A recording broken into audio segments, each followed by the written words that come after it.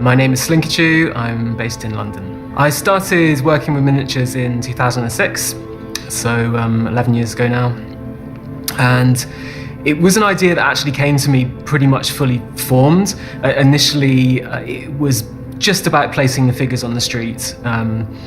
And the more I did it, the more I became interested in the photography side of my work as well, and interested in telling stories with my installations and creating narratives that would thread through and touching on various issues about the city. So from that small beginning, it took on a life of its own. I plan a lot of my work quite far ahead. Everything I make, usually I make at home and then take with me to a location. Often I will know the location, particularly if it's in London, and I'll plan something specific for that environment.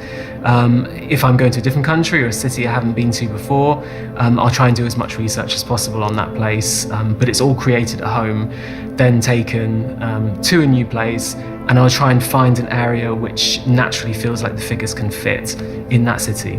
So usually the issues that I like to explore in my work are based around how we live as people, as humans in the urban environment, in a city, the pros and cons of that, and societal issues.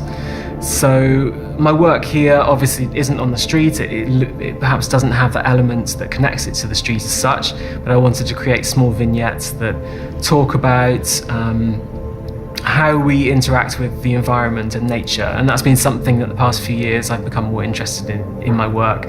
Nature in a city, the way it's hidden, the way it can creep up from the pavement and start to take over a man-made environment.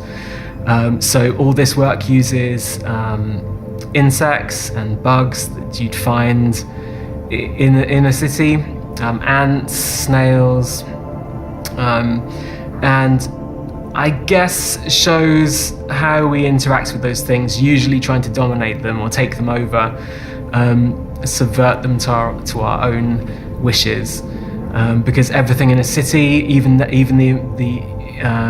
nature itself is tightly planned and controlled usually. A park is planted and the trees are trimmed and nothing's allowed to escape from that. The concrete surrounds that park and everything is in an enclosed area.